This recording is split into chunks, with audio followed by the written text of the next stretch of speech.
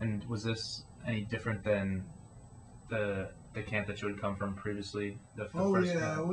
at the other camp we got all the water we needed, Water. Okay. and we got rice 3 times a day, Mm-hmm. and but seldom anything but rice. Mm-hmm.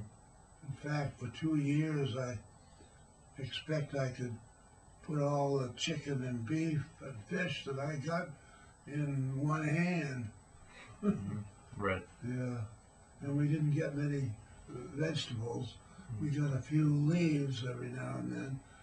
But we got sweet potatoes once in a while, and tapioca root once in a while. We were very pleased when we got those things as a change, and we felt we were getting more vitamins than the rice. Mm-hmm. And at one point, the Japs gave us barley. Seems their doctors had told the Jap had made an edict that the Japanese army should eat a certain amount of barley with their rice for vitamin B. Mm-hmm. But they didn't like barley, so they gave it to us. Mm-hmm. And we thought that was a bonanza. Right. And at one point we had a garden, but by the time everything was getting ripe, they shut us off from the garden. Mm-hmm. But we did get some corn. I don't know whether it came from our garden or not, but it was most of the kernels had been invaded by worms. So we ate it anyway and said lots of vitamins in these worms. Right, and protein, right? Yeah.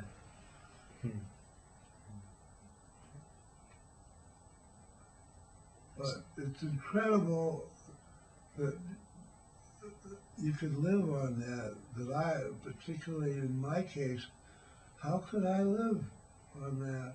Mm-hmm. Now we had, of the 23 prisoners that were left after the 40 were taken out,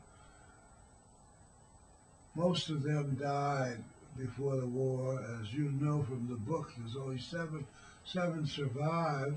Mm-hmm. So that meant that 16 died, and mostly 14 died from malnutrition and malaria, but mostly malnutrition diseases. Beriberi. Mm-hmm. That was the one. Was that the skin? Beriberi, there's a wet beriberi and a dry beriberi. But in the wet type, the fluid, the cells break down and the body fluid flows, so that if you're sleeping, it all goes to your feet, and you have these huge swollen feet.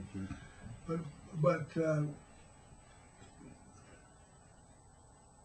no, I take it back. In the daytime, it would go to your feet, and at night it went to your head.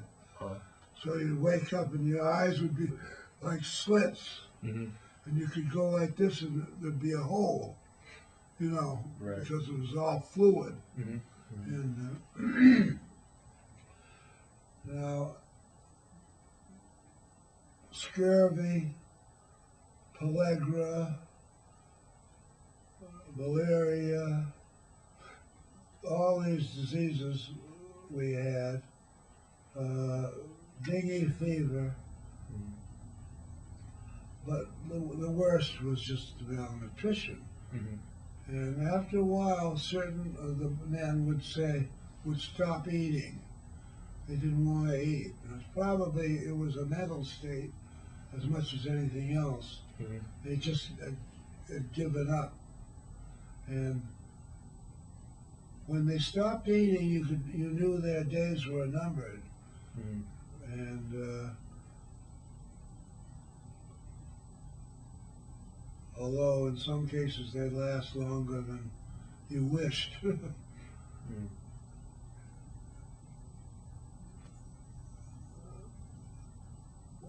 I mentioned that 14 died from malnutrition. Well, 2 died as a direct result of Japanese doctors' indoctrination. I mean, inoculation. And they had tested the prisoners by pricking their finger and drawing blood, and they had decided on 5 prisoners that they were going to use as guinea pigs. I was one of them, and there was a fellow named Flanagan and Atkiss and Holquin and one other, McMurray maybe, I forget. They took us up to a shack they had, what they called their office, and took blood from a Japanese soldier and injected it into our veins. Mm-hmm. Well, we all came down with malarial symptoms, which we'd all had before, and we were well familiar with it, with malaria. Mm-hmm. And we always assumed that maybe the doctor was making a medical experiment to see if we had developed any malaria resistance, Right. because we were still alive. Mm-hmm. Mm-hmm. Well, we all came down with malaria, and Atkiss and Flanagan died within about 2 days. Then the doctor came back and said he was sorry to hear that they had died and he'd been away, and he brought quinine for the 3 of us that were still alive. Mm-hmm. And we recovered. Right. So if he hadn't come back, then he probably. Oh no, most I'm likely. sure we would have died. And it does seem to point out that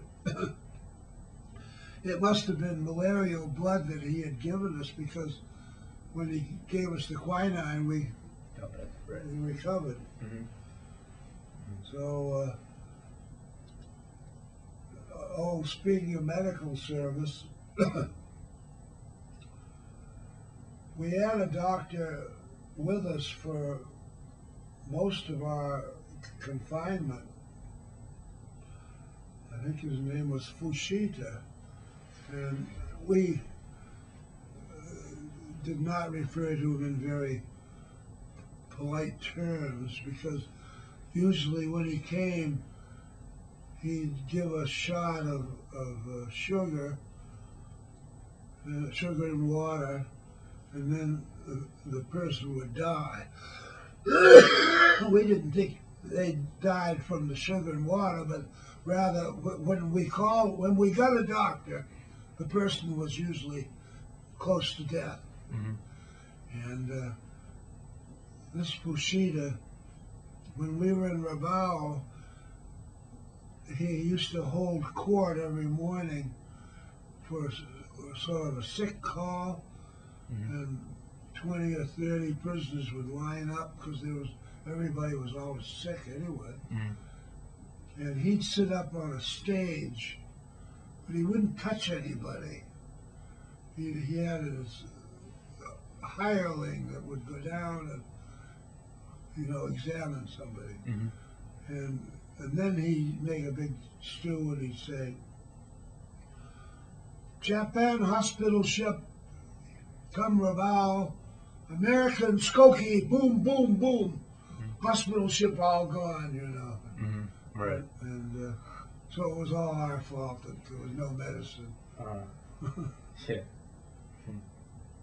But he was the doctor that was with us most of the time, and this one that did the experiments, he was a different doctor. Mm-hmm. Spoke good English, in fact. Mm-hmm. I'll tell you